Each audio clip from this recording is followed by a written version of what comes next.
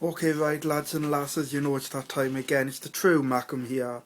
And I know I wasn't at the game, but I can give you a pretty detailed Sky Sports stroke other people's opinions of the game.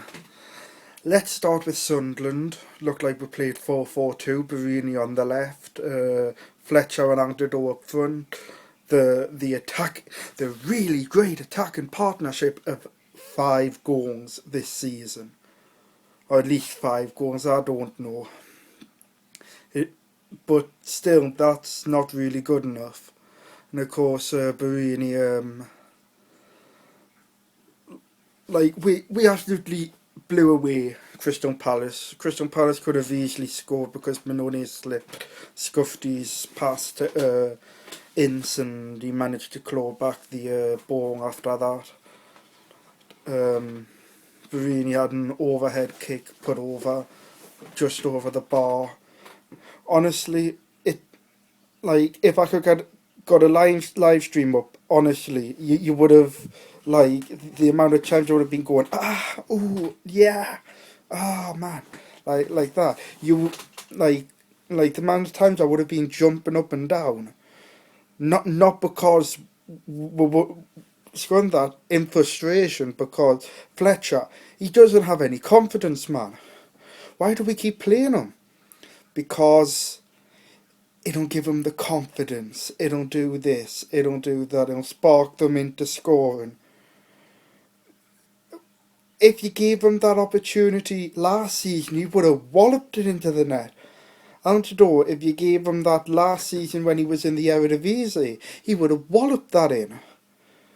But I'm sorry, but something's not working with the strikers, and Gus Poyet has to sort it out. The midfield, well, what can I say? Johnson terrorised them. Drew Fowler got a player booked.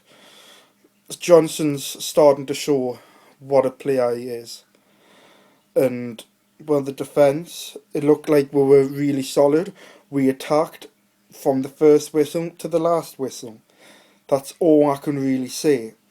And Barini hit the crossbar nigh on near the end. But still, we should have won that. And I wish that them up the road would have helped us out a bit against Fulham. But no, what do you expect? You never get anything off the marks nowadays. Well, apart from 6 points, that is.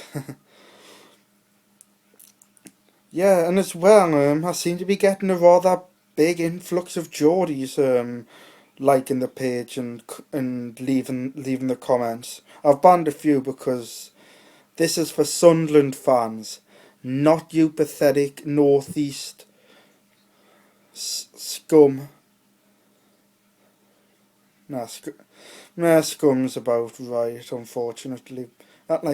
Unfortunately for me, I have a few Newcastle friends, so no doubt they'll look at this and no doubt, it's like the thing, if they thought me drinking offended them, I think that would offend them even more.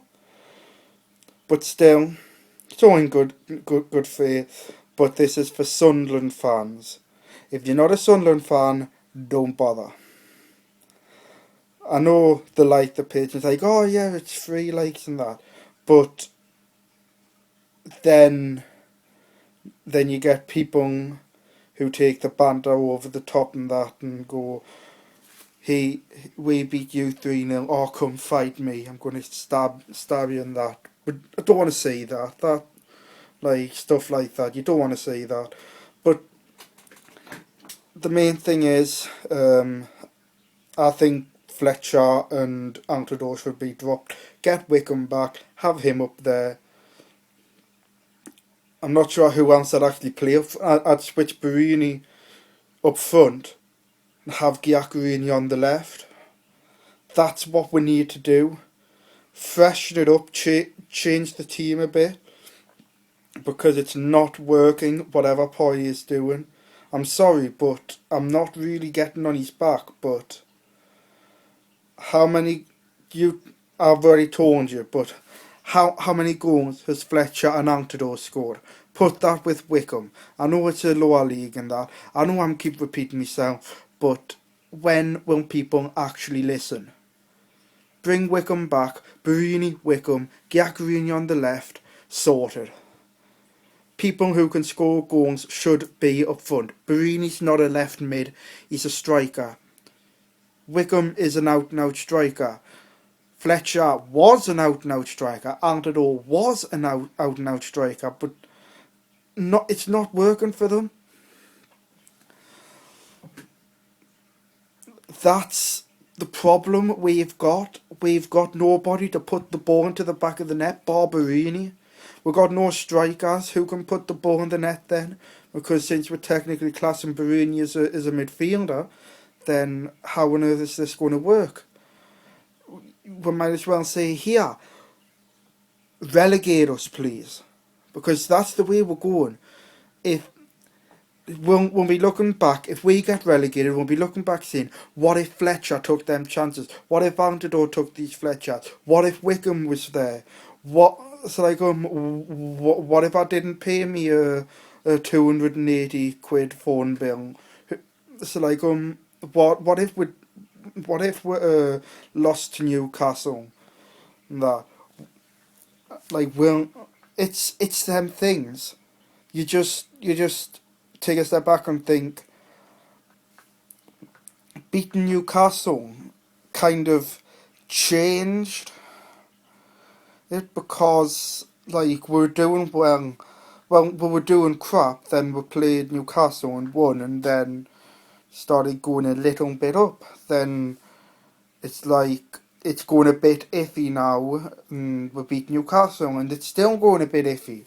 It's meanwhile Newcastle, I know people hate to say this, but they're in the top half of the table. They're doing better than us, and obviously I hate that. Everybody hates that. The whole of the Northeast, well, not all of the Northeast, but most of the Northeast hate that, because it's you haven't won a derby in so long, you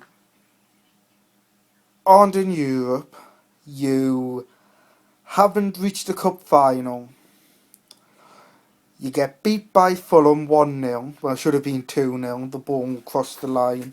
Well, they'll say the home ball, but to be fair, the majority of the ball was over the line. And it's just well,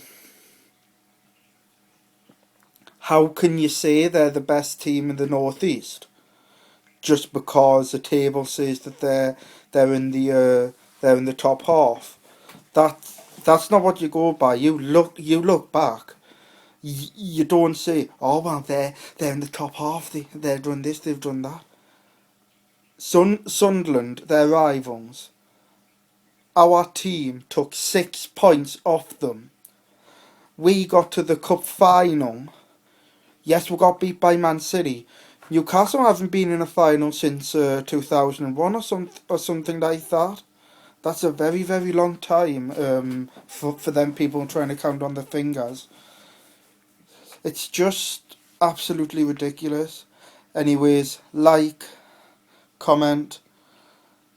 Let's start a debate here, because who do you want to see next season sign for Sunderland, provided we stay up?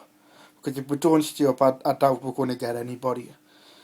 And then just get your friends to like this, and that's me out.